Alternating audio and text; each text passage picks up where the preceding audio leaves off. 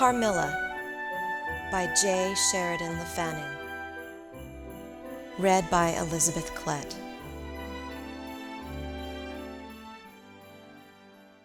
Chapter 2. A Guest. I am now going to tell you something so strange that it will require all your faith in my veracity to believe my story. It is not only true, nevertheless, but truth of which I have been an eye-witness. It was a sweet summer evening, and my father asked me, as he sometimes did, to take a little ramble with him along that beautiful forest vista which I have mentioned as lying in front of the Schloss. "General Spielsdorf cannot come to us so soon as I had hoped," said my father, as we pursued our walk. He was to have paid us a visit of some weeks, and we had expected his arrival next day. He was to have brought with him a young lady, his niece and ward, Mademoiselle Rheinfeldt, whom I had never seen, but whom I had heard described as a very charming girl, and in whose society I had promised myself many happy days. I was more disappointed than a young lady living in a town or a bustling neighborhood can possibly imagine. This visit, and the new acquaintance it promised, had furnished my daydream for many weeks. "And how soon does he come?" I asked. "Not till autumn, not for 2 months, I dare say," he answered.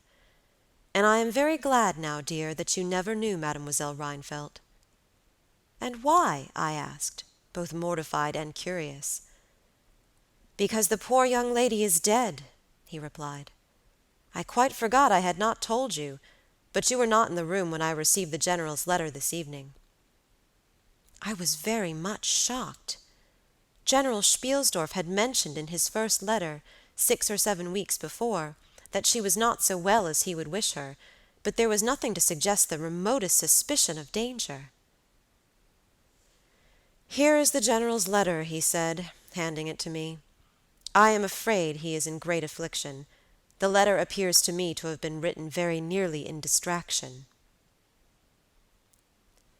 We sat down on a rude bench, under a group of magnificent lime trees. The sun was setting with all its melancholy splendor behind the sylvan horizon, and the stream that flows beside our home, and passes under the steep old bridge I have mentioned, wound through many a group of noble trees, almost at our feet, reflecting in its current the fading crimson of the sky. General Spielsdorf's letter was so extraordinary, so vehement, and in some places so self-contradictory, that I read it twice over, the second time aloud to my father, and was still unable to account for it, except by supposing that grief had unsettled his mind. It said, "I have lost my darling daughter, for as such I loved her. During the last days of dear Bertha's illness I was not able to write to you. Before then I had no idea of her danger. I have lost her, and now learn all too late. She died in the peace of innocence, and in the glorious hope of a blessed futurity. The fiend who betrayed our infatuated hospitality has done it all. I thought I was receiving into my house innocence, gaiety, a charming companion for my lost Bertha. Heavens, what a fool have I been! I thank God my child died without a suspicion of the cause of her sufferings. She is gone without so much as conjecturing the nature of her illness and the accursed passion of the agent of all this misery. I devote my remaining days to tracking and extinguishing a monster. I am told I may hope to accomplish my righteous and merciful purpose. At present there is scarcely a gleam of light to guide me. I curse my conceited incredulity, my despicable affectation of superiority, my blindness, my obstinacy, all too late. I cannot write or talk collectedly now. I am distracted. So soon as I shall have a little recovered, I mean to devote myself for a time to enquiry, which may possibly lead me as far as Vienna. Some time in the autumn, 2 months hence, or earlier if I live, I will see you. That is, if you permit me. I will then tell you all that I scarce dare put upon paper now. Farewell. Pray for me, dear friend." In these terms ended this strange letter. Though I had never seen Bertha Rheinfeldt, my eyes filled with tears at the sudden intelligence. I was startled, as well as profoundly disappointed. The sun had now set, and it was twilight by the time I had returned the General's letter to my father. It was a soft, clear evening, and we loitered, speculating upon the possible meanings of the violent and incoherent sentences which I had just been reading. We had nearly a mile to walk before reaching the road that passes the Schloss in front, and by that time the moon was shining brilliantly. At the drawbridge we met Madame Perrodon and Mademoiselle de La Fontaine, who had come out without their bonnets to enjoy the exquisite moonlight. We heard their voices gabbling in animated dialogue as we approached. We joined them at the drawbridge, and turned about to admire with them the beautiful scene. The glade through which we had just walked lay before us. At our left, the narrow road wound away under clumps of lordly trees, and was lost to sight amid the thickening forest. At the right, the same road crosses the steep and picturesque bridge, near which stands a ruined tower which once guarded that pass, and beyond the bridge an abrupt eminence rises, covered with trees, and showing in the shadows some gray, ivy-clustered rocks. Over the sward and low grounds a thin film of mist was stealing like smoke, marking the distances with a transparent veil, and here and there we could see the river faintly flashing in the moonlight.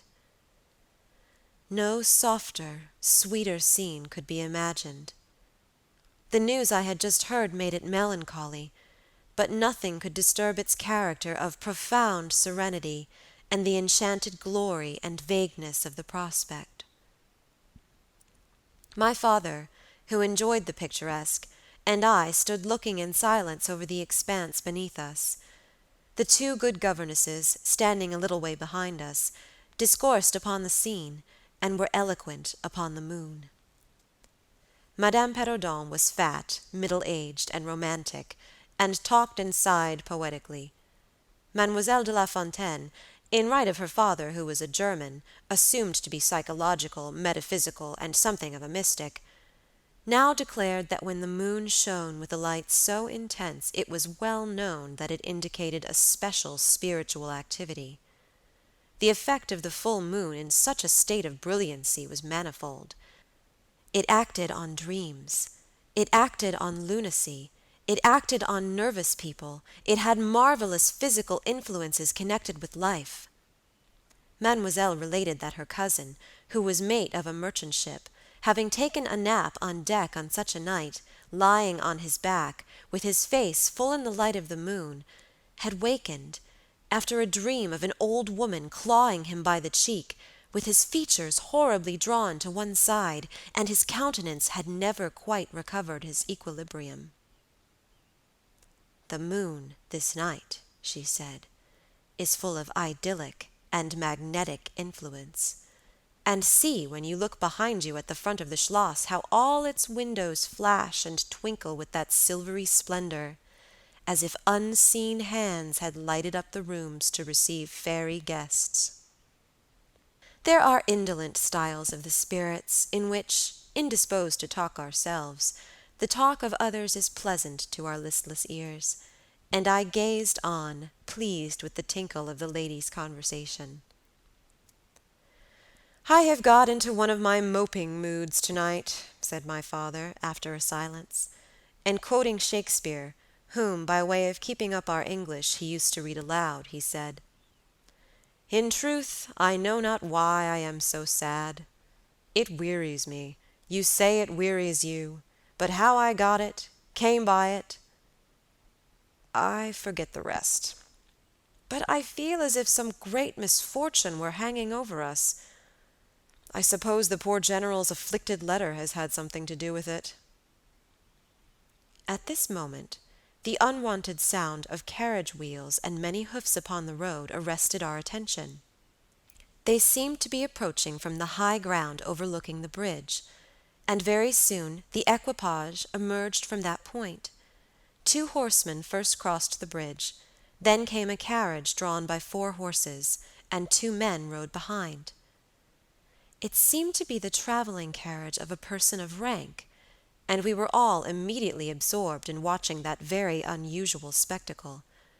It became, in a few moments, greatly more interesting, for just as the carriage had passed the summit of the steep bridge, one of the leaders, taking fright, communicated his panic to the rest, and after a plunge or two the whole team broke into a wild gallop together, and dashing between the horsemen who rode in front, came thundering along the road towards us with the speed of a hurricane. The excitement of the scene was made more painful by the clear, long-drawn screams of a female voice from the carriage window. We all advanced in curiosity and horror, me rather in silence, the rest with various ejaculations of terror.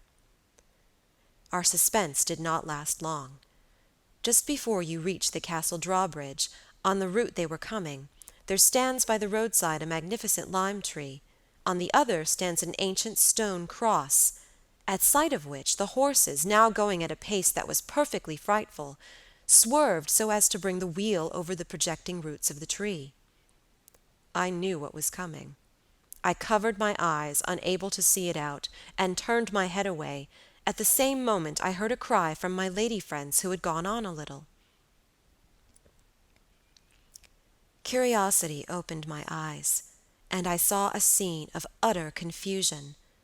2 of the horses were on the ground, the carriage lay upon its side with 2 wheels in the air, the men were busy removing the traces, and a lady with a commanding air and figure had gotten out, and stood with clasped hands, raising the handkerchief that was in them every now and then to her eyes. Through the carriage door was now lifted a young lady, who appeared to be lifeless. My dear old father was already beside the elder lady, with his hat in his hand, evidently tendering his aid and the resources of his schloss. The lady did not appear to hear him, or to have eyes for anything but the slender girl who was being placed against the slope of the bank.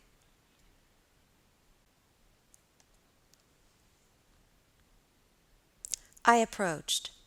The young lady was apparently stunned, but she was certainly not dead. My father, who piqued himself on being something of a physician, had just had his fingers on her wrist, and assured the lady, who declared herself her mother, that her pulse, though faint and irregular, was undoubtedly still distinguishable. The lady clasped her hands and looked upward, as if in a momentary transport of gratitude, but immediately she broke out again in that theatrical way which is, I believe, natural to some people. She was what is called a fine-looking woman for her time of life, and must have been handsome. She was tall, but not thin, and dressed in black velvet, and looked rather pale, but with a proud and commanding countenance, though now agitated strangely. "Who was ever being so born to calamity?" I heard her say, with clasped hands, as I came up. "Here am I, on a journey of life and death, in prosecuting which to lose an hour is possibly to lose all.